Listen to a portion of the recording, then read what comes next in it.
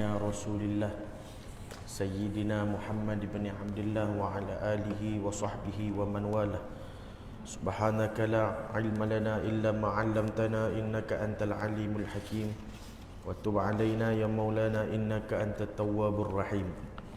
نوينا التعلم والتعليم والتذكر والتذكير والنفع والانتفاع إفادة والاستفادة والدعاء إلى الهدى والدلالة على الخير والحث على التمسك بكتاب الله والسنة رسوله صلى الله عليه وعلى آله وصحبه وبارك وسلم. ولا حول ولا قوة إلا بالله العلي العظيم. وصلى الله على سيد المرسلين وعلى آله وصحبه أجمعين. والحمد لله رب العالمين. وثم أما بعد. السلام عليكم ورحمة الله وبركاته. Alhamdulillah, segala puji dan syukur hanya sahaja bagi Allah Subhanahu wa taala yang telah memberikan taufik dan hidayahnya kepada kita untuk sama-sama dapat bagi kita pada pagi ini hidup di atas muka bumi Allah Subhanahu wa taala sebagai orang Islam, sebagai satu orang yang beriman, dan ditempatkan kita dalam rumah Allah Subhanahu wa taala, diberikan keizinan untuk solat berjemaah serta diberikan izin untuk duduk dalam majlis-majlis mengingati nama Allah Subhanahu wa taala. Mudah-mudahan Allah berikan nikmat ini secara berterusan hingga ke akhir kita insya-Allah. Amin ya rabbal alamin. Saya muliakan para imam, tuan-tuan imam, tuan-tuan Bilal, para asatizah, tidak lupakan khusus sahibul Tuan Pengurusi, Tuan Haji serta barisan ahli jawatan kuasa masjid, para muslimin, muslimat, ibu-ibu dan ayah-ayah yang dimuliakan Allah Subhanahu wa taala.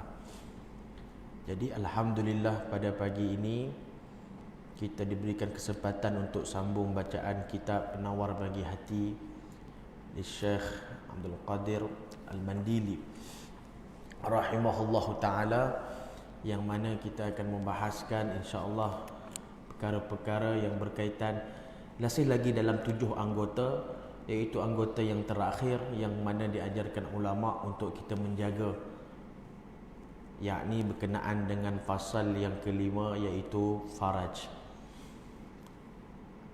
Berkenaan dengan faraj ini, iaitu satu anggota yang ada pada tubuh badan manusia, yang mana faraj itu khusus kepada kaum wanita. Adapun lelaki kita sebut, yakni kalau dari segi bahasa umumnya kita sebut dengan perkataan qubul. Qubul ini maknanya kemaluan hadapan. Adapun dubur, kemaluan belakang. Kenapa disebut dengan kemaluan? Subhanallahil azim. Dalam sebahagian kitab fiqh disebut sau'atan. Sau'atan maksudnya dua benda buruk. Su' tu benda buruk, sau'atan tu dua benda buruk. Saya pernah tanya dengan salah seorang guru saya masa saya mengaji kitab dulu. Saya kata, kenapa wahai Syekh dipanggil dengan dua benda buruk? Sebab dia kata benda tu memang buruk, dia kata. Hakikatnya kalau kita tengok pada sebahagian tempat yang mana bukan negara Islam lah khususnya, ataupun wala'iyadzubillah mungkin ada di negara kita yang suka duduk kat tepi pantai, yang pakai pakaian seksi, seksi mana pun jarang dibuka, jarang ditunjuk bahagian tu. Minta maaf ya, maksudnya seksi mana pun bahagian tu jarang didedahkan. Seksi-seksinya pun biasanya dia mesti tinggal lagi, bahagian tu ditutup lagi. Maksudnya nak kata buruknya benda tu sampai dia sendiri malu dengan perkara tersebut lah. Bukan menghina ciptaan Allah Ta'ala, tidak. Tapi benda tu memang perlu ditutup lah, bukan benda yang nak dibangga-banggakan. Baik, jadi sebab itu bila mana ada orang yang memperjuangkan, contohnya ada satu tim, satu kumpulan yang pernah memperjuangkan agar ditayang atau memperjuangkan tidak mahu menutup kepala, yakni ada satu tim yang kononnya lah mereka ini memperjuangkan hak kebebasan wanita. Mereka memperjuangkan agar tidak mahu ditutup kepala, kerana bagi mereka kepala ini adalah hak satu orang perempuan dan salah, dan ada yang berhujah dengan rambut itu adalah ciptaan Allah, jadi kenapa mesti disembunyikan? Maka dia lupa ada banyak lagi ciptaan Allah, bukan ke rambut saja, yang bawah tu pun ciptaan Allah juga, tapi dia tak tunjuk yang bawah, dia tunjuk yang atas saja. Dia berhujah dengan salah satu saja. Itu ada satu pendapat-pendapat yang maksudnya pandangan-pandangan yang salah. Jadi bila kita sebut tentang, minta maaf tadi, dubur, kemaluan hadapan, maka yang lelaki kita sebut zakarun, yang perempuan kita sebut farjun ataupun faraj.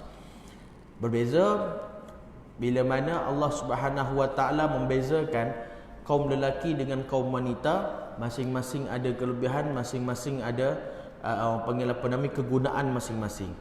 Kenapa dekat sini disebutkan faraj, tidak disebutkan Allah sallallahu alaihi wasallam Muhammad dengan kubul? Maka di sini ulama akan mensyarahkan, ulama menceritakan kepada kita. First kali kita lihat qala al-muallif rahimahullah taala wa nafa'na bi ulumihi fid darain. Ketahuilah bahawa Allah taala menjadikan bagimu faraj kerana kegunaan keakhiratan, iaitu untuk mendapatkan anak dengannya. Maknanya bila mana kita sebut tentang faraj, first kali untuk benda yang kita akan bawa poin dia kepada akhirat, faedah ukhrawinya adalah untuk mendapatkan anak dengannya. Nak tak nak dapat anak dengan faraj, dia tak boleh yang selain faraj. Seperti contoh, macam mereka-mereka yang melakukan perkara yang luar tabi'i, lelaki dengan lelaki, perempuan dengan perempuan, walaupun perempuan dengan perempuan, faraj dengan faraj, dia tak boleh. Dia positif mesti negatifnya, dia tak boleh positif, negatif, dia tak dapat hasil dia kat situ. Maka Allah Subhanahu Wa Taala cipta dah cantik, maka faraj itu faedah ukhrawinya adalah untuk mendapatkan anak di akhirat. Kalau begitu, apa Allah saya selamat minta maaf ya, saya jelaskan benda ni, apa nama ni, kebaikan ataupun faedah-faedah bagi lelaki dan juga bagi perempuan pada satu. Kalau sebelum ni kita cerita pasal perut itu lelaki ada perut, perempuan ada perut. Maka bila sebut tentang kelebihan perut, perempuan ada kelebihan perut, orang lelaki ada kelebihan perut. Kenapa bila disebutkan tentang faraj hanya fokus kepada faraj, yakni tidak fokus kepada lelaki? Kerana itulah kehebatan Allah Subhanahu Wa Taala. Bila Allah menjadikan yakni faraj ini, dia mendapat kebaikannya adalah untuk lelaki dan juga untuk perempuan. Walaupun dia hanya ada pada perempuan, tetapi kebaikan dan kelebihannya akan dapat kepada dua-duanya bila diguna dan dimanfaatkan dengan baik. Maka sabda Nabi SAW, tanakahu tanasalu fa inni mubahin bikumul umam yaumal qiyamah. Nabi kata, kawinlah dan ramaikanlah anak-anak, sesungguhnya aku berbangga denganmu sekalian umat pada hari kiamat. Ini salah satu hadis dalil yang mana Nabi suruh kahwin dan Nabi suruh memperbanyakkan anak. Walau macam mana pun ianya adalah ketentuan Allah Subhanahu Wa Taala. Maka tak perlu kita mendahului ketentuan Allah Taala. Sebahagian orang bila mana dapat anak, maka ada dapat satu anak, maka mungkin rezeki dia satu anak. Ada orang dapat dua anak, ada orang dapat 10. Sebab itu adalah ketentuan Allah Subhanahu Wa Taala. Kita merancang, Allah yang menentukan. Kadang-kadang hari ini ada orang bila bercakap seakan-akan dia tidak yakin dengan ketentuan Allah Ta'ala. Berapa tahun kau kahwin? 10 tahun. Oh, ramai dah nak. Berapa anak dah? Satu barulah. Jangan mencuba ke apa. Dia cuba, dia tak cuba pun bukan hal kita lah. Tapi ada yang bergurau macam tu. Ada yang bercakap macam tu. Siapa yang bagi anak? Allah Subhanahu Wa Ta'ala. Oh, satu. Tambah lagi. Dia kata benda Allah tak bagi. Allah belum bagi. Bukan tak bagi. Kita selagi tak mati, selagi itu maksudnya masih ada peluang. Tapi kalau tidak ada rezeki, maka tidak ada rezeki dia. Allahumma salli ala sayyidina Muhammad. Macam mana kisah Allahumma salli ala sayyidina Muhammad, Nabi Zakaria yang mana berkahwin, yang tidak ada anak, sekian lama kahwin sampai umur dah tua. Maksudnya umur tu, orang kata umur bukan umur untuk dapat anak lagi dah. Bahasa orang sekarang ni macam dah pangkat atuk-atuk lah, yang isterinya dah pangkat nenek-nenek lah. Tapi Allah bagi juga, Allah Subhanahu Wa Taala kurniakan anak kepada Nabi Zakaria alaihi wassalatu wassalam. Bermaksud di sini ini adalah benda yang ditetapkan oleh Allah Subhanahu Wa Taala. Walaupun kita ada rawatan-rawatan moden hari ini, ada orang yang bila dia berkahwin ada masalah nak dapatkan anak, maka datangnya rawatan ini, buatnya rawatan yang modennya buat, yang tradisionalnya pun buat, ada urutnya, ada macam-macam lah, subhanallahil azim, yang melancarkan darah dan sebagainya. Tapi kalau Allah tak mau bagi, walau apa rawatan sekalipun, maka tak dapatlah dia. Kita kata Allah Subhanahu Wa Taala tahu yang mana yang terbaik untuk kita dan apa yang kita perlukan, maka kita terima apa sahaja yang ditentukan oleh Allah Jalla Jalaluhu wa Ta'ala fi'ulah. Baik. Dan Nabi kata berkahwin dan ramaikanlah anak-anak. Sesungguhnya aku berbangga denganmu sekalian umat pada hari kiamat. Tapi jangan terlalu nak kejar anak sampai kita tidak fikir mudarat dia. Ada mudarat dia, ada mudarat dia. Maka ikutlah sunnah-sunnah yang digariskan dalam Islam. Jangan seksa isteri kita itu dengan buat dia setiap tahun beranak. Kita tak apa masalahnya Ustaz. Ada masalah. Ada masalah kerana bergantung juga ada masalah nanti pada kesihatan isteri. Maka itu bukan yang diajarkan Islam. Selang-selanglah 2 tahun, 3 tahun. Yang penting jangan memudaratkan pasangan ataupun isteri kita. Setakat mana yang dia mampu, dia mampu. Tapi kalau sampai setiap tahun, adakah berdosa? Kalau memudaratkan isterinya, maka berdosa. Kalau memudaratkan isterinya. Sebab itu ulama gariskan ada panduan-panduan dia untuk kita walaupun nak meramaikan anak. Ada orang kata mengikut keturunan. Wallahu a'lamu bissawab. Hakikat dia, walaupun ada orang keturunan anak ramai, tapi boleh jadi juga pada keturunan dia anak tak ramai. Dia tak boleh nak jangka benda tu. Saya punya arwah ayah saya, dia punya family dia, adik-beradik dia orang ada 12 adik-beradik. Satu mak, satu ayah.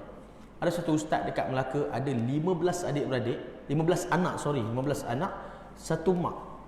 Satu bapa, satu mak. Subhanallahil-azim. Tapi yang si adik ni tak, 3 je adik anaknya.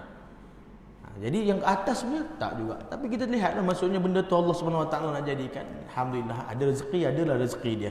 Siapa yang belum ada rezeki anak, mudah-mudahan Allah bagi rezeki anak kepada dia, insya-Allah. Siapa yang belum ada rezeki isteri, Allah berikan rezeki isteri kepada dia, insya-Allah.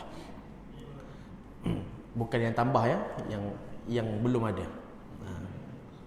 Insya-Allah. Kalau yang tak tambah pun itu rezeki jugalah, pandai-pandailah. Baik. Idza mata ibnu Adam, ni kata Nabi SAW, idza mata ibnu Adam inqata amaluhu illa min thalas. Ini hadis yang biasa kita dengar tuan-tuan. Kalau bila mana meninggalnya anak Adam itu, terputuslah semua amalan-amalannya kecuali 3 perkara. Oh ya, yang ni lah ada orang pernah ada satu orang jumpa saya, dia tegur. Dia kata pasal saya ni cerita 2-3 tahun lepas juga. Masa tu saya masih berkhidmat sebagai seorang imam. Jadi ada satu orang, dia kata, ni masa ni kita buat tahlil perdana. Kan biasa tahlil perdana nama, subhanallah, panjang-panjang. Saya paling terseksa bila nak baca nama orang-orang lama-lama, itu orang Jawa pula kan. Jadi nama tu nak kena mengeja. Ada yang datang tulis Jawi lama, tulis Jawi sambung-sambung. Kita pun tak tahu Jawi ke Urdu. Jadi bila kita baca panjang tu, sambil-sambil tu saya sebut juga. Saya kata, okey, jadi kita akan bacakan nama-nama arwah ini dalam masa yang sama. Kalau ada siapa-siapa nama yang tidak ada di sini, masing-masing niat jugalah. Siapa yang nak niat untuk mak ayah sendiri yang nama tak ada kat sini ke apa kan. Sebab ada kadang-kadang nama dia tak isi kat kertas tu. Sebab kertas tu ada setengah tempat dia buat syarat pula RM10. Jadi dia pun malas nak bagi. Jadi dia pun baca lah. Lepas habis Yasin tu dia jumpa saya, dia kata, Imam cakap tak sempat bikin. Saya kena, kenapa pula saya kata kan? Tak sempat bikin, kenapa pula Haji? Dan Imam cakap tadi niat masing-masing. Dah sudahlah, niat masing-masing lah. Kenapa nak Imam nak baca lagi nama-nama tu? Tak payah baca lah, suruh family dia orang niat masing-masing lah. Saya kata tak ada masalah, saya nak baca boleh, tak mau baca pun tak apa. Dia benda tu tak ada masalah tuan-tuan. Tak ada siapa, tak ada dalam mana-mana kitab pun, tak ada dalam mana-mana hadis pun siapa yang baca nama arwah masuk neraka. Tak ada lagi. Kalau ada kita lampirkan, saya kata. Belum ada. Dia tak ada masalah baca. Dia kata tak ada. Dia kata saya taklah pandai sangat. Kalau tak pandai tak payah cakap, saya kata. Tapi nak cakap juga, cakap. Dia kata kalau saya yang saya tahu dalam hadis kata, bila meninggal habis semua ni, amalan semua putus. Dia 3 je dia kata. Ada hadis ni lah. Masya Allah, hafal dia, Masya Allah. Jadi dia kata yang pertama sedekah jariah, yang kedua ilmu yang dimanfaatkan, yang ketiga doa anak-anak soleh. Yes. Jadi yang lain tak perlu. Kita yang baca yang sedekah-sedekah semua. Saya kata betul, hadis tu betul, hadis tak salah. Yang salah tu kadang-kadang kita, saya kata. Hadis Nabi tak mungkin salah. Okay, dia kata, okay, apa yang tak salahnya? Baik, macam ni. Hadis Nabi kata bila meninggal seseorang itu maka terputus amalannya. Amalan siapa yang putus? Amalan si mati. Yang kita baca Yasin tu amalan siapa? Amalan kita. Kita yang baca. Kita minta Allah sampaikan. Nah, kalau Allah tak mau sampaikan, itu hak Allah lah. Kalau Allah tak mau sampaikan pun kita dapat pahala baca. Sudahlah. Dia apa masalah dia? Masalah dia kat mana? Masalah dia tak perlu kita panjang. Orang baca Yasin bagus. Orang tak mau baca asalkan tak buat maksiat pun tak mengapa. Tapi asalkan dia baca Quran, sudahlah. Ya, tak ada masalah pun. Dia kat mana? Dia bila mana terlalu merumitkan situasi. Seperti juga tadarus. Macam ayah-ayah kan, tuan-tuan haji yang tadarus di masjid selepas tarawih. Ada sebelum ni ada orang kata tadarus tu dia kata tak dapat pahala khatam. Sebab apa? Sebab pahala khatam ni kalau kita khatam semua, kita khatam sendiri semua bacaan tu. Jadi kalau yang ni baca sedikit, yang ni baca sikit, yang ni baca sikit, kita tak baca semua, dia kata. So tak dapatlah pahala khatam tu. Nampak tak? Tuan-tuan, sebenarnya kita jangan merumitkan. Orang nak buat baik, jalan je selagi tak salah. Tak payahlah nak bincang pahala tak pahala. Pemilik pahala adalah Allah Subhanahu Wa Taala. Tugas kita buat saja. Allah nak bagi pahala, Allah punya hak. Allah tak mau bagi pahala pun Allah punya hak. Yang penting kita yakin dengan hadis Nabi, kita yakin dengan Allah. Allah kata siapa buat baik aku bagi ganjaran. Dah. Berapa ganjaran? Sudahlah, itu bukan hak kita. Itu Allah punya kuasa. Jadi bila mana seseorang beramal, kita minta dalam doa tahlil, Allahumma awsil wa taqabbal thawaba ma qara'nahu minal Qur'anil azim. Dalam doa tahlil, ya Allah, terima doa kami dan tolong sampaikan. Bukan kita bagi sampaikan, kita minta Allah sampaikan. Allah nak sampaikan tak mustahil, maka Allah akan sampaikan. Maka Allah kata, kalau Allah kata sampai, sampailah. Allah jadilah. Tapi kalau Allah tak benarkan sampai, maka itu bukan hak kita. Jadi kalau untuk diri sendiri, janganlah mengharapkan nanti kalau kita meninggal ada orang buat tahlil. Kalau dengan tahlil boleh dibeli, maka hari ini orang boleh beli tahlil. Sebelum meninggal tu nanti ni saya bayar sikit masjid ni kalau saya meninggal buat 7 malam. Kalau saya meninggal buat 7 malam. Kalau itu sebagai jaminan dia, tidak. Jadi apa yang kita punya jaminan untuk ke sana? Ada 3 dalam hadis Nabi SAW yang Nabi sebut. Pertama sekali sedekah jariah, sedekah jariah. Banyakkan sedekah ni, tambah-tambah bulan puasa, ibu-ibu ayah-ayah yang dimuliakan Allah Ta'ala. Sedekah bulan puasa ni dia ada kelebihan dia. Sedekah bulan lain ada kelebihan, sedekah bulan puasa double kelebihan dia pasal pahala digandakan. Sebab tu kalau nak bagi duit raya, walaupun kalau tak boleh beraya sekalipun, bagi je duit raya kat anak-anak ni, hidupkan suasana tu, dia dapat satu keseronokan. Jadi kita bagi duit raya, ini kalau kita bagi duit raya lah. Kalau yang masih lagi kekalkan bagi duit raya kat anak, ada setengah orang bagi isteri pun bagi, subhanallah. Dia bagi kat isteri dia sekali. Ada setengah tu dekat adik-beradik pun dia bagi. Jadi sebab dia nak seronok sebenarnya, saya rasa nak sedekah. Lalu dia pun bagi duit. Biasa orang kita bagi, adat kita bagi duit raya pagi raya. Cubalah sekali-sekala kita bagi petang hari last puasa tu sebelum maghrib, maka dapat lagi sedekah bulan puasa. Kalau bukan tak dapat pahala sedekah pagi raya, dapat pahala, cuma tak sama. Dia tak sama dia punya ganjaran dia, kerana hari terakhir puasa sebelum masuk Syawal masih lagi dikira sedekah bulan puasa dan gandaan dia lebih besar. Ada orang kata saya bukan tak mau bagi Ustaz, saya dah buat dah sekali, esok dia minta lagi Ustaz. Dia kata pas malam duit puasa, ini duit raya Ustaz, dia kata. Jadi tak ada masalah lah, pandai-pandai lah kita kot mana pun.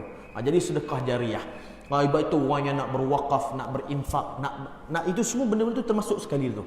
Tapi jangan pening. Ada setengah orang dia pening sikit, macam Ustaz saya nak bagi ni tapi saya nak wakaf. Saya tak mau wakaf, saya nak sedekah. Saya tak mau sedekah, saya nak infak. Dia ini istilah-istilah ni pada perkara wakaf memang ada perkara yang perlu dibincang dan didetailkan. Wakaf ni tidak boleh main-main. kerana ada benda-benda yang sangat penting. Contoh macam orang wakaf di masjid. Jadi masjid tidak boleh sesuka hati keluarkan barang itu untuk bagi pada orang lain kerana wakaf kepada masjid. Tapi ada punya perbahasan panjang. Saya tak mau nak cerita panjang lah pasal wakaf ni. Cuma maksud saya memang ada detail dia. Tapi jangan disalah sangka kalau kita bagi sedekah dengan wakaf, maksudnya macam sedekah tu tak ada pahala pula. Ada orang gitu. Saya tak mau sedekah, saya nak wakaf, dia kata. Sebab saya, kalau saya wakaf pahala besar sikit. Sedekah ni wakaf pahala besar, sedekah pahala tak besar. Tak. Sedekah juga pahala besar. Di istilah ni dalam bab hukum. Kita membicarakan wakaf sedekah ni adalah bab hukum. Tapi bab pahala dia insya-Allah tetap jalan macam biasa. Jadi sedekah sahaja. Bulan puasa ke bagi orang makan walaupun sikit nilainya, tapi kalau ikhlas, masya-Allah Allah akan berikan ganjaran pahala kepada orang-orang yang bersedekah. Dalam banyak dalam hadis dalam Al-Quran sendiri disebutkan bagaimana seseorang itu meminta kepada Allah agar dikembalikan dia ke dunia, fa asaddaqa wa akum minas salihin. Aku nak bersedekah. Jadi orang yang dekat kubur tu minta nak balik ke dunia, salah satunya sebab dia nak balik untuk sedekah semula. Nak balik untuk bersedekah. Ini sedekah jariah. Yang kedua, ilmu yang dimanfaatkan. Ilmu yang dimanfaatkan ni ilmu yang tuan-tuan, yang kita, yang ibu-ibu, ayah-ayah semua ajarkan pada satu orang. Bila kita meninggal, maka orang itu selagi mana dia mengamalkan benda itu, maka pahalanya akan terus dapat kepada kita. Adal alal khair kafa'ilih. Atau kama qala sallallahu, Nabi kata, tunjukkan kepada satu kebaikan, kita akan dapat kebaikan sama seperti mana orang yang buat itu. Kita ajar orang ni tentang walaupun satu huruf, tuan-tuan ni jangan pandang remeh benda tu. Walaupun satu huruf, orang tu tanya kita, ni huruf apa Saya tak tahu huruf ni. Oh, ini huruf ba, dia kata. Kita ada satu huruf tu je, ba. Tapi dengan kita punya ilmu yang kita bagi kepada dia, ba itu, sampai dia selepas tu tak lupa dah perkataan ba tu, sampai dia boleh baca Quran, maka pahalanya mengalir untuk kita. Ini Allah Subhanahu Wa Taala punya kasih pada umat Rasulullah, sampai macam tu sekali diberikan. Kita ajar dia satu perkataan ba, dia pergi mengaji taranum, tajwid, qiraat semua dekat syekh yang besar, bukan dengan kita. Kita tak ajar Quran pun kat dia, cuma kita ajar dia yang ni ba ni, sebab dia tak tahu masa tu. Dia tak tahu ba, dia tak tahu lagi. Kita cakap ni huruf ba. Akhirnya dia tahu huruf ba tu, dan esok-esok lusa sampailah akhirnya dia meninggal, dia ajarkan kepada orang lain pula ba, dan orang lain ajar juga kepada orang lain itu ba, maka semua orang yang sampai ilmu itu akan sampai pahalanya kepada kita. Ini kelebihan ilmu yang bermanfaat. Kongsilah ilmu bermanfaat walaupun kita setakat mana kita tahu. Dia masalah dia sekarang ni bukan tak boleh mengajar. Yang ulama larang kita mengajar benda yang melebihi yang kita tahu. Kalau yang setakat kita tahu, maka kita kongsikan, maka kita dapat pahala dia insya-Allah taala. Dan yang terakhir, waladin salihin yad'ulah, anak-anak soleh yang mendoakannya. Ini dulu ada tersebar satu, saya tak tahulah sama ada tuan-tuan, ayah-ayah atau ibu pernah dapat ke tidak video tu. Ada satu orang mensyarahkan hadis ni. Dia menyebutkan waladin di sini adalah anak laki-laki. Jadi waladin ni anak laki-laki, maksudnya anak-anak lelaki yang mendoakan ibu dan ayahnya. Jadi anak perempuan tak boleh, dia kata. Kok mana pun nak kena khtiar juga bagi dapat anak lelaki. Ini salah. Ini tak betul dari segi syarahan hadis. Dia katakan anak perempuan tak dapat, anak lelaki sahaja yang boleh mendoakan mak ayah. Bukan begitu perbahasan hadisnya. Anak lelaki di sini memanglah anak lelaki, tapi di sini maksudnya anak. Bila dalam Al-Quran atau dalam hadis, bila ada, kita kena rujuk pada tafsir. Ada setengah ayat bila disebut lelaki, memang lelaki sahaja. Kalau perempuan, okey, memang perempuan sahaja. Tapi ada kadang-kadang lelaki itu bermaksud lelaki dan perempuan. Kerana perempuan ini daripada lelaki. Maksudnya asalnya diambil yakni daripada tulang rusuk Nabi Adam AS. Kaum Hawa lah. Sayyidatina Hawa diambil daripada tulang rusuk Nabi Adam dan dijadikan pasangannya. Bermaksud lelaki itu menaungi perempuan sekali. Sebab itulah bila ada setengah ayat Al-Quran, lelaki bermaksud lelaki dan perempuan. Tapi ada kadang-kadang lelaki sahaja. Ada kalau perempuan, perempuan memang perempuan sahajalah.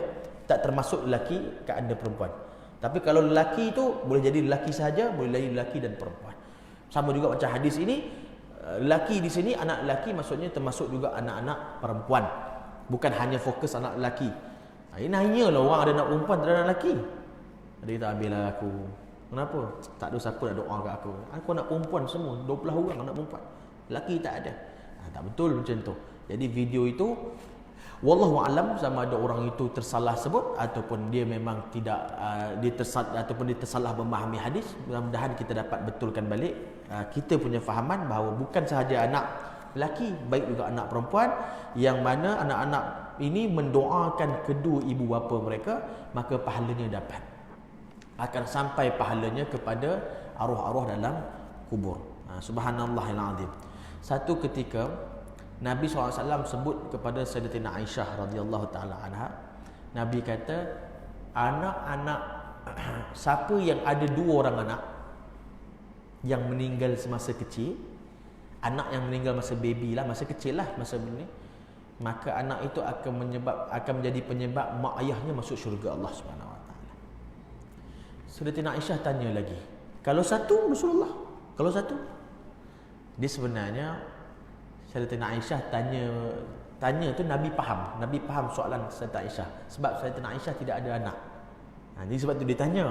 Kan Nabi kita berdua, kalau 2 orang, Nabi kata kalau satu, kalau macam mana Nabi? Nabi kata kalau satu pun ya sama juga akan menyebabkan mak ayahnya masuk ke dalam syurga. Kalau tak ada anak macam mana Nabi? Itu yang dia nak tanya tu. Dia nak tanya macam mana keadaan dirinya sebab dia tidak ada anak. Maka Nabi kata bagi orang yang tidak ada anak, maka akulah anak kecil bagi mereka. Jadi apa maksud Nabi kata aku anak kecil bagi mereka? Anak kecil ni kan kita cerita tadi meninggal sebelum mak ayah. Jadi hari ni siapa yang tidak ada anak, maka dia dapat juga pahala tu, dia dapat juga jaminan ini kerana Nabi meninggal sebelum kita, umpama macam anak kita yang meninggal sebelum mak ayahnya. Kasihnya Rasulullah kepada umat Nabi Muhammad sallallahu alaihi wasallam. Baik. Dan kata Ibnu Hajar yang dirahmati Allah, dituliskan baginya seumpama segala amalan yang baik yang dikerjakan oleh anaknya tidak termasuk segala amalannya yang jahat-jahat sekian. Maksudnya apa yang anaknya buat perkara buruk tidaklah diberikan kepada mak dan ayahnya, melainkan apa yang diajarkan. Tapi tidak ada mak ayah yang ajar anak-anak perkara-perkara yang tidak baik. Demikian juga Allah jadikan bagimu faraj kerana kegunaan duniawi, iaitu bersedap-sedapan dengan jima', yakni hubungan suami isteri, dan bersuka-sukaan dengan sekalian anak yang diperolehi menerusi jima' itu. Ini yang poin nombor 2 tu penting. Bila kita sebut jima', faraj, ada yang mengatakan apakah keseronokan duniawi dia? Ialah maksudnya hubungan suami isteri. Bukan setakat hubungan suami isteri.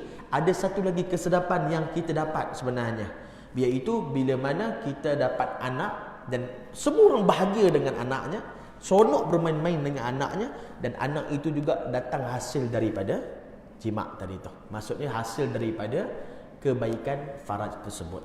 Maka itu adalah antara kelebihan-kelebihan yang Allah berikan. Dan juga Allah menjadi dan anak-anak itu adalah sebesar-besar perhiasan dunia. Al-malu wal banun zinatul hayatid dunya. Harta benda dan anak pinak itu ialah perhiasan di dunia ini. Masa apa yang seronok tak ada anak? Sebab itu seseorang yang dapat anak, wallahu alam, ini bukan hadis. Ini ada saya pernah dengar satu orang sebut. Banyaklah juga dengar orang kita sebut gitu. Dia kata bila dapat anak kecil, biasanya dia punya kasih sayang dengan mak ayah tu dia akan dapat banyak lebih kepada maknya. Maknya lebih manjakan, lebih, bukanlah semua macam tu. Kadang-kadang ada juga ayah manjakan, tapi maknya lebih manjakan anak-anak. Bapaknya lain sikit, bapaknya tegas dalam nak mendidik apa semua. Tapi dia kata benda tu akan jadi sebaliknya bila dia pergi pada cucu. Sebab biasa bila pergi pada cucu, biasanya atuk sayang lebih cucu dia berbanding nenek. Dia rasa nenek selalunya garang sikit. Beza dengan atuk dia sayang cucu dia, buat apa pun semua tak apa. Atuk nak, cucu nak apa beli. Dulu anak dulu tobat lahum tak dapat. Dah orang kata apa, kalau anda kata Tok Wan tengah duduk baring kat depan TV, kalau cucu terjun duduk atas dada Tok Wan tu, Tok Wan tu kalau bangun sampai cucu terjun tak ada apa. pasal cucu. Cuba kalau anak, dia kena jet tengah belakang dah, pasal anak dia. Habis cucu dok dia lain sikit. Saya ada pengalaman duduk dengan Tok Wan lah. Sebab kita mak ayah meninggal kecil, jadi kita dua besar dengan Tok Wan. Macam tu kita nampak memang betul. Dia kalau dulu, kalau pok menakan kita datang, pok menakan pok saudara saya main lah, dia kata apa? Dia pelik tengok kami dengan Tok Wan. Dia pelik tengok cucu-cucu dengan Tok Wan yang boleh main peluk. Pelik. Pasal dia kata dulu masa kami pakcik-pakcik hang kecil-kecil tak dapat benda ni, dia kata. Tok Wan hang tu dulu masa kami kecil-kecil, nak lalu depan dia pun takut. Kalau dia bersembang, jangan lalu. Nak jalan depan dia pun takut, tunduk, tak berani. Orang lama-lama bukan tak tahu. Tapi main dengan cucu dia berubah dah. Sallallahu alaihi wasallam Muhammad. Ada setengah orang kata macam itulah. Tapi kasih sayang ni tak kisahlah anak ke cucu ke, semua sama aja. Tapi kita boleh tengok pada kisah Nabi Muhammad SAW. Begitulah Rasulullah bila dengan cucu Nabi Sayyidina Hasan dan Sayyidina Husain yang famous, yang kita tahu tentang kisah Sayyidina Hasan dan Husain. Bukan kembar Hasan Husain bukan kembar. Hasan abang, Husain adik. Tapi ada orang kita dia suka pada kalau dapat anak kembar ada yang bubuh nama Hasan Husain kan. Tak apalah, boleh je. Cuma dia nak bagi tahu Hasan Husain bukan kembar. Hasan Husain ni Allahu Rabbi, kalau Nabi mai orang lari. Nabi tengah semayang naik atas belakang Nabi ni. Sampai Nabi sujud lama ni. Sahabat terkejut. Sampai sahabat ada yang mengingat Nabi wafat. Lama sangat. Bila Nabi bangun betul, dia dah lama main atas belakang Nabi, dia pun turun, Nabi pun bangun dah sujud. Sampai macam tu. Pernah satu orang lalu depan rumah Rasulullah, nampak Nabi tengah berjalan, Nabi jadi macam kuda, macam unta lah. Jadi Sayyidina Hasan dan Husain duduk kat belakang Nabi. Nabi tunggang Nabi. Sahabat kata ni'mal jamalukum, kata sebaik-baik tunggangan kamu lah. Sebaik-baik unta kamu lah, sebaik-baik unta. Bukan hina Rasulullah Maksudnya sebaik-baik benda yang kamu yang orang tunggang dalam dunia ni, kamu punya tunggangan paling hebat, kamu duduk di atas Rasulullah sallallahu alaihi wasallam. Jadi begitulah Nabi dengan cucu-cucunya. Alaihi ridwanullah tabaraka wa taala. Tapi zaman fitnah pun berlalu. Selepas Rasulullah wafat, macam-macam berlaku fitnah-fitnah kepada ahlul bait keluarga Rasulullah. Sayyidina Hasan juga dibunuh mati syahid, diracun. Sayyidina Husain juga dibunuh alaihi ridwanullah tabaraka wa taala. Dalam peristiwa Karbala, Sayyidina Husain dibunuh, dipenggal kepalanya, diletakkan di atas tombak dan diarakkan bagai haiwan. Tidak ada peri kemanusiaan. Mereka menghina satu orang, satu makhluk, imamu fi zamanih wa asrih, satu orang ahlul bait, cucu Rasulullah, yang mana bibirnya pernah dicium oleh Rasulullah, yang mana dahinya pernah dicium oleh Rasulullah, tapi mereka penggal kepalanya dan mereka arakkan, mereka bawa dan mereka hinakan. Maka inilah yang berlaku fitnah kepada keluarga-keluarga Rasulullah sallallahu alaihi wasallam pada zaman tersebut. Zaman tersebut sudah berlaku dah fitnah, sudah berlaku dah pertumpahan darah. Jadi bawalah sampai ke hari ini. Sebab itu kita lihat alhamdulillah di negara kita masih lagi aman, masih lagi alhamdulillah. Mesti ada masalah, semua tempat ada masalah. Cuma alhamdulillah tidak seteruk yang berlaku di negara-negara luar, fitnah-fitnah yang berlaku sampai berlaku pertumpahan darah. Wal'iyadzubillah. Baik. Kemudian disebutkan juga dalam ayat yang lain, zuyyina linnas hubbus syahawat minan nisa'i wal banin, dihiaskan dan dijadikan indahnya kepada manusia itu kesukaan kepada benda-benda yang diingini nafsu, iaitu perempuan-perempuan dan anak pinak. Itu normalnya satu orang lelaki bila mana dia melihat kepada satu orang perempuan, dia ada perasaan, itu normal. Kalau dia ada perasaan kepada lelaki juga, itu tidak normal. Dia ada perasaan kepada lelaki, dia tengok lelaki pun dia seronok, itu tidak normal. Tapi kalau dia tengok tu dia bangga, tak apa. Masya-Allah kan. Masya-Allah baiknya orang ni. Tapi ada setengah orang tu, masya-Allah segaknya orang ni. Kalau disebut itu tak apa. Tapi kalau dia sebut segak sambil kening terangkat, janganlah duduk dekat. Bahaya gitu. Bukan boleh kira orang sekarang ni. Dan mensyukuri nikmat anggota farad dengan memelihara daripada yang diharamkan seperti zina wal'iyadzubillah, liwat walaupun isteri. Zina bukan dengan inilah, bukan dengan isteri lah yang sah. Liwat ini walaupun dengan isteri, wal'iyadzubillah, hukumnya haram. Liwat dan mengeluarkan air mani selain daripada tangan isterinya. Baik. Dan jarinya. Maksudnya selain daripada tangan isteri dan jari. Maksudnya menggunakan tangan isteri itu tidak berdosa. Nah, walau macam mana pun dia dengan tangan sendiri dari segi hukum fiqh berdosa. Tangan sendiri maksudnya berdosa. Bukan tangan sendiri je. Maksudnya mengeluarkan dengan sendiri. Mengeluarkan dengan sendiri ni hukumnya berdosa. Maksudnya sama ada dia menyentuh ataupun tanpa sentuhan. Kan? Tanpa sentuhan ni macam mana? Berfikir. Berfikir sehingga keluar air mani juga haram, ataupun menyentuh.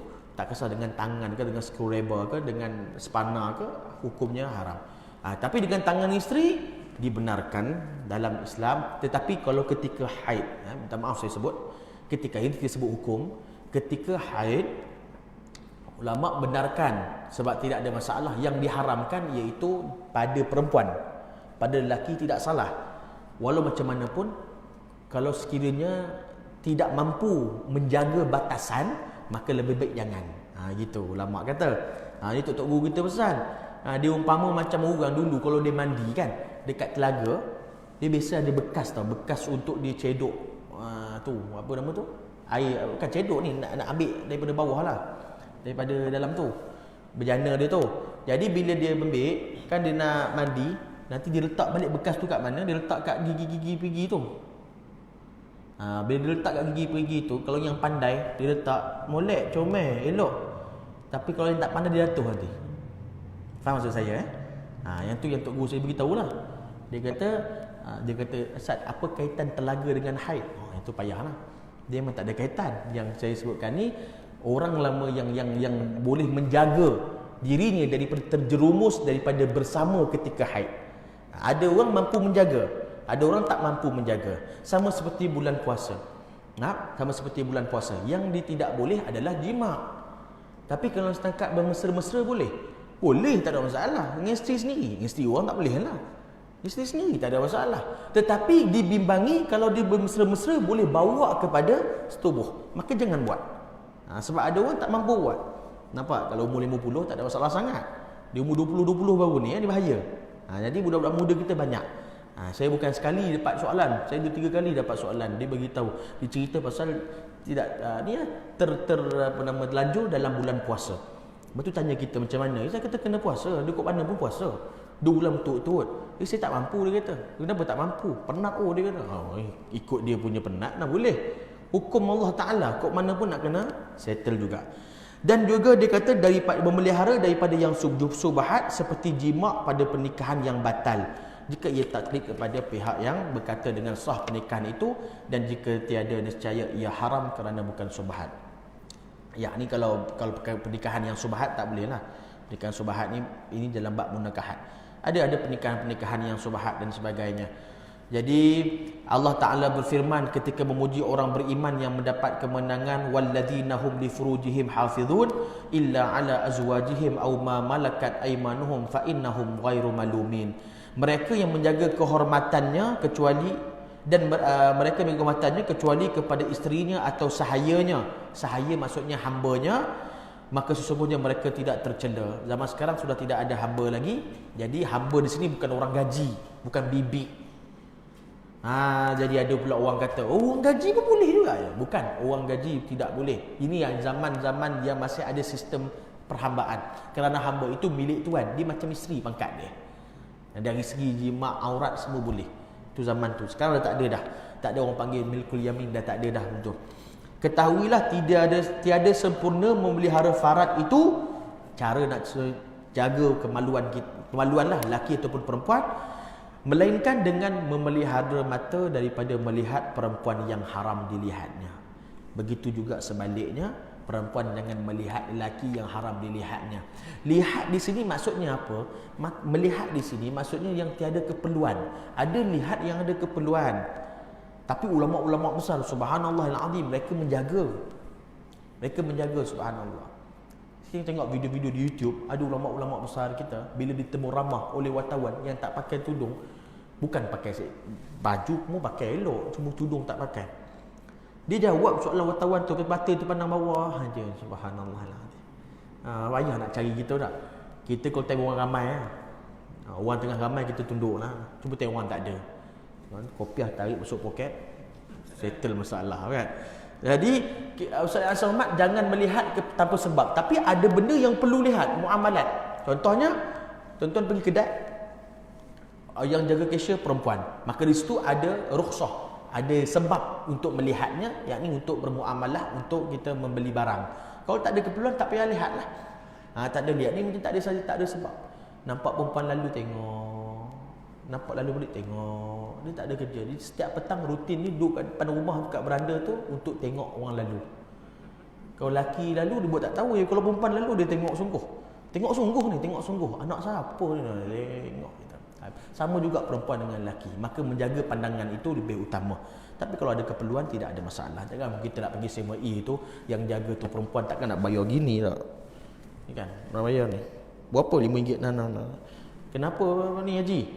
Masya-Allah, dosa-dosa. Tak perlu sampai macam tu tak. Kalau kita bukan orang yang menjaga sangat pun, kadang-kadang terlalu nak berbuat pun tak boleh. Baik.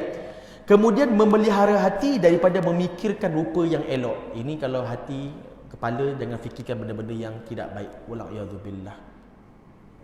Ada yang semayang fikir benda tak elok lagi. Masya-Allah. Dalam semayang masih fikir benda tak elok, maka itu benda itu perlu dirawat segera.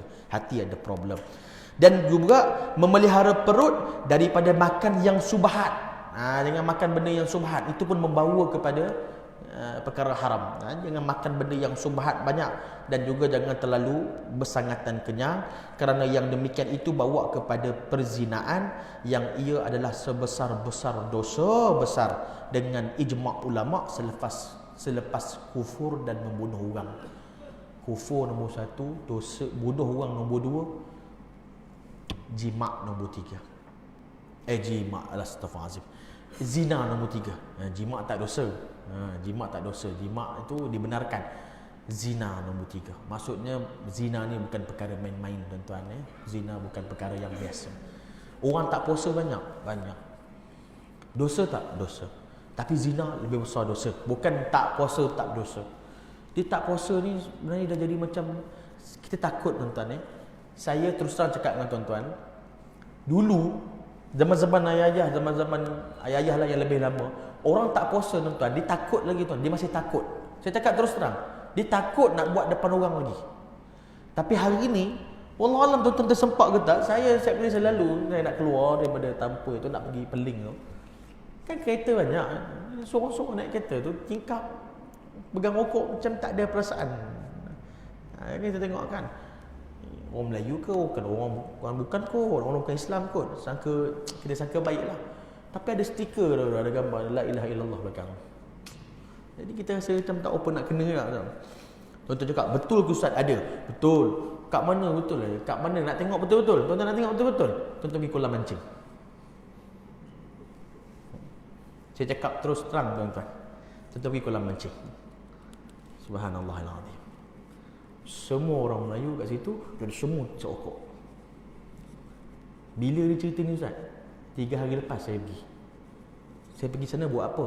Saya bukan pergi kedai mancing, saya pergi kedai sebelah kedai mancing tu. Situ ada jual air katira. Tak apa pula orang rumah tiba-tiba nak katira pula. Saya pergi cari katira kat situ. Situ ada satu kolam. Kolam orang Islam kita, kolam mancing. Yang mancing semua dalam tu orang Islam. Saya tengok tu sebab saya suka mancing, jadi saya suka tengok lah. Saya berhenti kejap tengok, kan tengok. Lama tak mancing, nak tengok kejap. Tengok sorang-sorang lah, ilaha illallah. Macam mana saya tahu? Saya punya sangka baik, orang bukan Islam. Tapi tak boleh sangka baik sebab memang orang Islam. Dia memang orang Islam. Siap bagi salam kat kita, yang kita lalu kan. Assalamualaikum. Assalamualaikum warahmatullahi. Pokoklah mulut dah. Ilaha illallah. Kita tengok macam tu, kita bimbang lah. Kita bimbang. Umat Islam kita tu akhir zaman. Orang dah tak takut buat dosa, maka kita dah berada di akhir zaman. Akhir sangat-sangat akhir zaman. Dan juga Allah berfirman, walladzina la, saya habiskan, walladzina la yad'u nama Allah ilahan akhar wa la yaqtulun nafsal lati haramallahu illa bil haqq wa la yaznun wa ma yaf'al dzalika yalqa athama.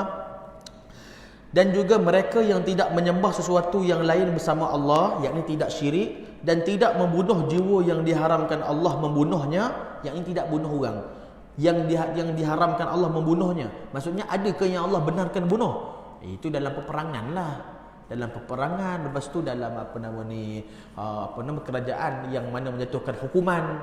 Bukan kita sendiri, kita tidak dibenarkan kecuali dengan jalan hak, membunuh yang dibenarkan oleh syarak, dan tidak pula dia berzina. Siapa yang melakukan demikian akan mendapat balasan dosa dan digandakan baginya azab seksa pada hari kiamat, dan ia akan kekal dalam azab itu dengan menerima kehinaan. Akan tetapi illa man taba wa amana, kecuali orang-orang yang bertaubat dan beriman serta mengerjakan amal yang baik, orang itu Allah akan gantikan tempat dengan kejahatan mereka dengan kebaikan, dan Allah Maha mengasihani. Maksudnya Allah akan berikan pahala dan Allah gantikan dengan kebaikan bagi orang yang bertaubat dan beriman kepada Allah Subhanahu Wa Taala. Memang benda tu boleh bertaubat, tapi nak dapatkan kesedaran bertaubat itu yang kita bimbang, ada orang tak sempat dapat. Imam Ghazali kata, orang yang paling tak cerdik yang nak pergi ke syurga tapi ambil jalan pergi neraka. Jalan ke neraka dia pilih untuk pergi syurga. Dia payah, tuan-tuan. Dia macam mana tahu, tuan-tuan, kalau kita naik kereta ataupun naik bas lah, daripada Lakin tu, bas tu nak pergi Singapura tapi dia nak balik Kedah. Dia kan selatan utara. Driver bas suruh turun, makcik salah bas ni makcik. Makcik sini bas ni nak pergi ke Singapura, bukan pergi Kedah. Tak apalah, mana tahu kok nanti hujung dia pusing. Faham tak maksud saya tu? Ada budak-budak muda tak mau bertaubat, dia kata nanti hujung-hujung aku ubahlah. Sebab dia rasa macam boleh ubah. Belum sampai hujung. Faham maksud saya? Belum sampai hujung, Allah ambil. Yang tu kita takut. Hatta kita hari ni pun, mudah-mudahan Allah jadikan kita daripada kalangan orang-orang yang meninggal dalam husnul khatimah, insya-Allah taala. Kita tak tahu. Dalam hadis Nabi sebut ada orang beramal dengan amalan soleh sampai dia dengan syurga lagi sehasta nak masuk, tapi hujung nyawanya Allah pusingkan dia buat amal maksiat, matinya dalam masuk neraka Allah Subhanahu Wa Taala. Itu yang kita bimbang. Kita sentiasa minta Allah ni bulan puasa, doa mustajab, kita minta kepada Allah Subhanahu Wa Taala. Dan Allah berfirman, wala taqrabuz zina innahu kana fasyatan wa maqtan wa sa'a sabila. Minta wasa asabila, janganlah kamu mendekati zina. Zina itu adalah satu perbuatan keji dan satu jalan yang jahat. Ingat pesan pada anak muda kita, Allah tidak kata dalam Quran jangan melakukan zina, jangan mendekati zina. Maksud mendekati, jangan pergi kepada perkara yang boleh bawa kepada zina. Bukan direct zina, sebab tu laki perempuan berdua-duaan di satu tempat diharamkan khalwat. Kenapa? Ia membawa kepada zina walaupun dia belum berzina. Kadang-kadang dia bertangga, kamu datang kutuk-kutuk pintu, buat apa ni? Kami tak buat apa-apa, duduk sembang aja. Yalah, memang tak buat apa-apa. Bukan tak buat apa-apa, belum buat apa-apa. Dia on the way nak buat, tapi belum buat lagi je. Jadi beza kat situ. Tapi dia akan membawa. Jadi benda tu yang dilarang dalam Islam. Dan hadis Nabi yang terakhir yang diriwayatkan oleh Imam Muslim, an Abdullah bin Mas'ud qala qultu ya Rasulullah. Bin Mas'ud radhiyallahu anhu berkata, wahai Rasulullah, ayu dzambin akbar indallah, dosa apa yang paling besar di sisi Allah? Qala antada'u lillah niddan wa huwa khalaqak. Engkau menyembah ataupun meminta, yakni menyekutukan Allah Taala sedangkan Allah yang menjadikan kau, maka itu dosa besar. Kemudian qala thumma ay, kemudian selepas tu apa Nabi? Nabi kata antaqtul waladak makhafatan ayyat'am, kau membunuh anakmu kerana engkau bimbang ia makan bersertamu. Maksudnya takut rezeki, tapi bunuh anak sendirilah, takut tak cukup duit. Itu zaman dulu berlaku macam tu. Dia tanya lagi, qala thumma ay Rasulullah, yakni apa lagi selepas tu Rasulullah? Qala antuzani halilatan jarik, engkau berzina dengan isteri jiranmu. Jadi isteri jiran tak boleh lah. Kalau orang lain tak, orang lain pun tak boleh lah. Kiasan Nabi, isteri jiran maksudnya bukan isterimu sendiri. Maka wala'iyadzubillah. Jadi kita harap Allah memberikan kita kekuatan untuk kita jaga diri kita daripada terlibat dengan perkara-perkara seperti zina dan sebagainya. Kalau ada yang pernah terlibat, maka kita bertaubat kepada Allah Subhanahu wa taala. Dan agar Allah menjaga pandangan kita, agar Allah memelihara kita. Zina itu ada banyak jalan dia. Tak semestinya dengan jalan zina yang seperti kita faham. Zina yang seperti kita faham itu mungkin ada ramai kita tak mampu, kita tak terbuat kerana kita dijaga. Tapi ada zina lain yang kadang-kadang kita tak perasan. Zina tangannya, zina matanya. Ini juga zina dia dipanggil. Zina mata ni melihat benda haram pun zina juga, tapi zina mata je lah, bukan zina yang betulnya. Maka berdosa juga, dosa juga. Tapi taklah sebesar dosa tadi tu. Cuma dosa tak, tetap berdosa. Dosa yang kecil ataupun yang besar, semuanya di sisi Allah adalah kesalahan. Maka tuan-tuan yang dimuliakan Allah Subhanahu Wa Taala, bulan Ramadan adalah bulan yang baik. Jadikan bulan ini bulan untuk kita kembali kepada Allah Subhanahu Wa Taala. Allahumma ighfir lana fima baqiya minar Ramadan. Mudah-mudahan Allah maafkan, ampunkan kita daripada baki akhir Ramadan ini, dan Allah Ta'ala mengundurkan kepada kita husnul khatimah, insya-Allah. Berikan kita Lailatul Qadar agar kita dapat beramal pada malam Lailatul Qadar, dan Allah berikan kekuatan untuk kita beramal sehingga ke akhir Ramadan, insya-Allah. Dan sekiranya Allah mentakdirkan ini adalah Ramadan yang terakhir untuk kita, jadikan Ramadan ini Ramadan yang menyebabkan kita masuk ke syurga Allah Subhanahu Wa Taala. Ramadan yang menyebab terampunnya dosa-dosa kita. Ramadan yang mana menyebabkan segala kesalahan-kesalahan kita dimaafkan oleh Allah Subhanahu Wa Taala. Kita bimbang ke mana dibongkarkan dan ditunjukkan semua dosa-dosa kita itu, tak mampulah kita untuk menghadapinya kerana terlalu banyaknya dosa-dosa kita. Tapi kita yakin dengan Allah Taala, Allah akan mengampunkan walau sebanyak buih di lautan pun dosa-dosa kita, sekiranya kita kembali kepada Allah, kita bertaubat dan kita beriman kepada Allah Subhanahu Wa Taala. Dan jadikan Ramadan ini Ramadan yang paling sempurna untuk kita hadiahkan, untuk kita berikan kepada Allah Subhanahu Wa Taala. Dan jadikan juga Ramadan ini adalah Ramadan yang mana mampu mengubah kita untuk menjadi lebih baik pada bulan yang seterusnya, insya-Allah. Dan jadikan amalan kita pada bulan ini amalan yang paling terbaik, agar kita mendapat kesempurnaan pahalanya yang tak dapat di bulan lain, tapi kita dapat di bulan ini, insya-Allah Ta'ala.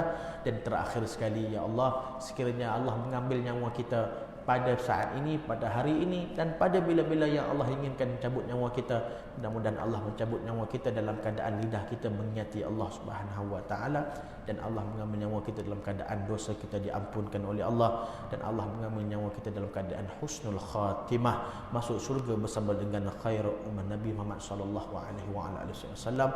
Rabbana atina fid dunya hasanatan wa fil akhirati hasanah wa qina adzabannar. Wa sallallahu ala sayyidina Muhammad wa ala alihi wasallam. Walhamdulillahirabbil alamin. Mohon maaf kalau ada terkasar bahasa, tersalah bicara, terkurang adab, terkurang sopan.